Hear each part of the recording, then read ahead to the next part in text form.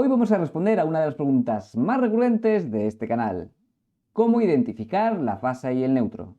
Y lo vamos a hacer de tres métodos distintos. He estado viendo un montón de vídeos en YouTube en los que explican esto mismo que vamos a ver aquí. Sin embargo, en ninguno de ellos, y han sido unos cuantos, mencionan una situación muy peligrosa que puede llegar a darse. Por supuesto, se trata de un error que ningún electricista experimentado cometería, pero si estás viendo este vídeo, muy probablemente no seas un electricista con experiencia, y tu vida vale demasiado como para perderla por no saber una cosilla. Esto de aquí es un buscapolos. Se trata de la forma más sencilla de identificar la fase y el neutro, aunque no es la mejor. ¿Cómo funciona esto? Muy sencillo. Simplemente lo que tenemos que hacer es, con la punta del destornillador, tocamos el borne que queremos identificar si es fase o neutro, y con uno de nuestros dedos tocamos la pieza metálica que hay en el mango.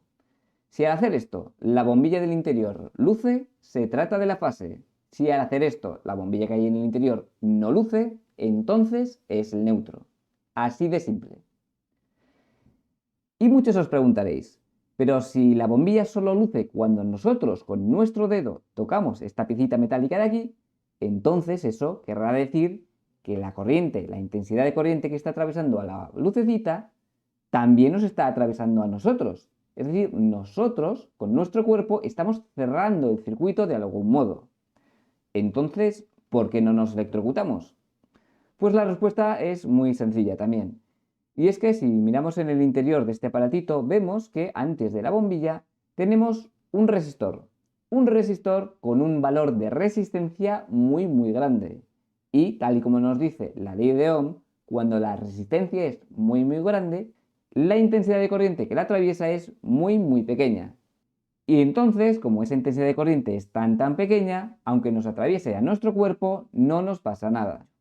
Hay otro motivo por el cual, cuando utilizamos un buscapolos, la intensidad de corriente que nos atraviesa es tan pequeña que resulta inofensiva. Y es que al tocar nosotros con nuestro dedo esta pieza metálica del buscapolos, con el resto de nuestro cuerpo no estamos tocando ningún otro elemento capaz de conducir la energía eléctrica. Por eso estamos totalmente aislados del entorno y no cerramos el circuito. Por eso, y esto hay que decirlo porque la gente dice lo opuesto, no debemos nunca tocar con la otra mano la pared o el suelo. Hay mucha gente que recomienda hacer esto porque cuando tocamos con la otra mano, la mano libre, el suelo, o cuando quizás estamos de rodillas y con las rodillas tocamos el suelo, la bombilla luce más y se ve más claramente si está luciendo o no. Se trata de una bombilla muy pequeñita que apenas da luz.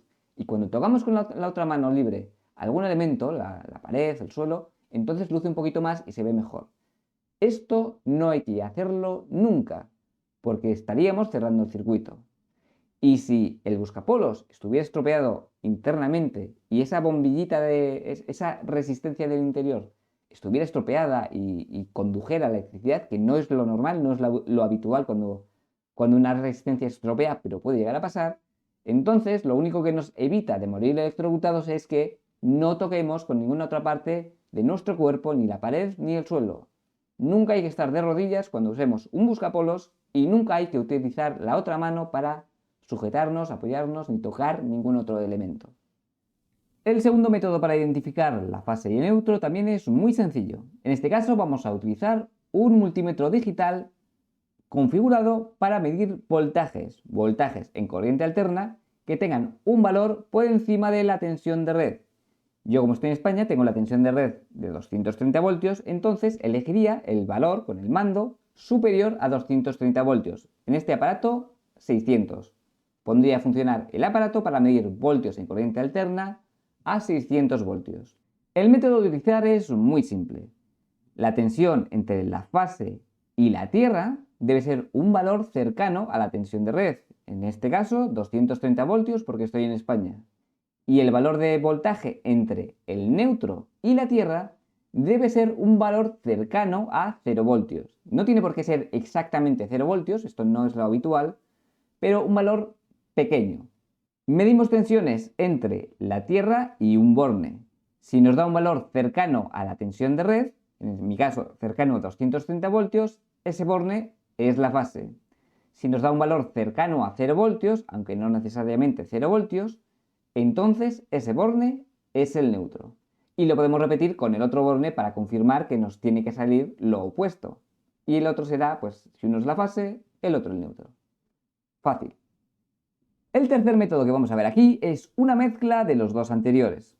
Si quisiéramos identificar la fase y el neutro en un enchufe o en un tomacorriente que no tenga toma de tierra, entonces no podríamos utilizar el método anterior, el método que hemos utilizado con el multímetro digital, pero sí nos serviría el primer método de todos, el del buscapolos, porque para utilizar el buscapolos no necesitamos más que tocar con la punta del destornillador el borne que queremos identificar.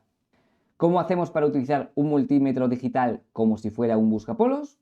Pues es muy sencillo en realidad. Lo que vamos a hacer es sustituir la pantalla por la bombilla del buscapolos. Y la resistencia interna que tienen los voltímetros, que es un valor muy grande, va a hacer las veces de la resistencia interna que tiene el buscapolos. De este modo no nos vamos a electrocutar. Pero hay que tener cuidado con un detalle, y es que los multímetros digitales también son amperímetros. Hay que configurarlo de otra manera, pero se puede utilizar como amperímetros. Y los amperímetros tienen una resistencia interna muy pequeña.